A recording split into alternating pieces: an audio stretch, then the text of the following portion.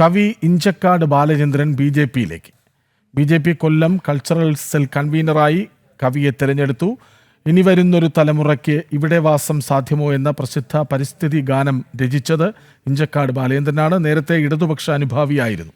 വിവരങ്ങളുമായി എം മനോജ് ഒപ്പം ചേരുന്നു. മനോജ്, ഈ തെരഞ്ഞെടുപ്പ് കാലത്ത് നിരവധി പ്രമുഖരാണ് ബി.ജെ.പിയിലേക്ക് വരുന്നത്.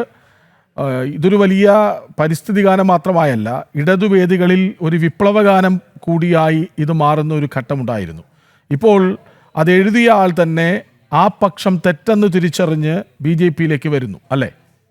തീർച്ചയായും കവി മാത്രമല്ല, മലയാള ചലച്ചിത്ര ഗാന രചയിതാവും കൂടിയാണ് ഇഞ്ചക്കാട് ബാലചന്ദ്രൻ. അദ്ദേഹം നേരത്തെ തന്നെ ഈ വികസനത്തിന്റെ പാതയിലൂടെയുള്ള ഒരു ചർച്ച നമ്മളോടുകൂടെ അദ്ദേഹം ഇടയ്ക്ക് ചേർന്നിരുന്നു. അതായത് രാജീവ് ചന്ദ്രശേഖർ ബി.ജെ.പിയുടെ സംസ്ഥാന അധ്യക്ഷനായി വന്നപ്പോൾ അദ്ദേഹവുമായി ബന്ധപ്പെട്ട് ഈ വികസന ചർച്ചയിലും അദ്ദേഹം പങ്കെടുത്തിരുന്നു.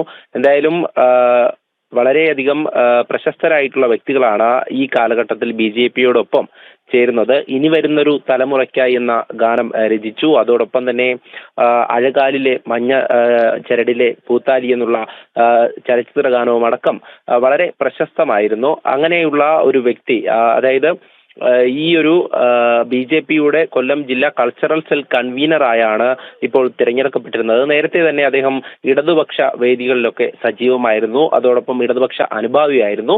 അദ്ദേഹമാണ് ഇപ്പോൾ ബി.ജെ.പിയിലേക്ക് എത്തിയിരിക്കുന്നത്. ഇത് ബി.ജെ.പിയെ സംബന്ധിച്ചിടത്തോളം കൊല്ലം ജില്ലയിലടക്കം വലിയൊരു മുന്നേറ്റം തന്നെയാണ്. ഇനിയൊരു തദ്ദേശ തെരഞ്ഞെടുപ്പൊക്കെ വരുമ്പോൾ തന്നെ നിരവധി പ്രമുഖർ ഇങ്ങനെ എത്തുമ്പോൾ അത് ബി.ജെ.പിയെ സംബന്ധിച്ചിടത്തോളം വലിയൊരു മുന്നേറ്റം തന്നെ കാഴ്ചവെക്കാൻ സാധിക്കും. എന്തായാലും ഇദ്ദേഹത്തിന്റെ ജീവിതരേഖ പരിശോധിക്കുകയാണെങ്കിൽ ഇക്കണോമിക്സ് ആൻഡ് സ്റ്റാറ്റിസ്റ്റിക്സ് വകുപ്പിൽ താലൂക്ക് ഓഫീസറായി വിരമിച്ച ശേഷം നിരവധി ഭക്തിഗാനങ്ങളടക്കം അദ്ദേഹം രചിച്ചിട്ടുണ്ട് എന്നുള്ളതാണ്.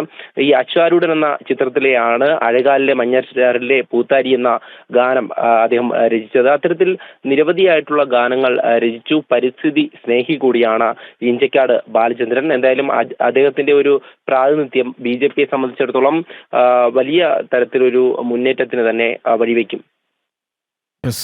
കവിയും ചലച്ചിത്ര ഗാന രചയിതാവുമായ ഇഞ്ചക്കാട് ബാലചന്ദ്രൻ ബി.ജെ.പിയിലേക്ക് വിവരങ്ങൾ നൽകുകയായിരുന്നു എം മനോജ്.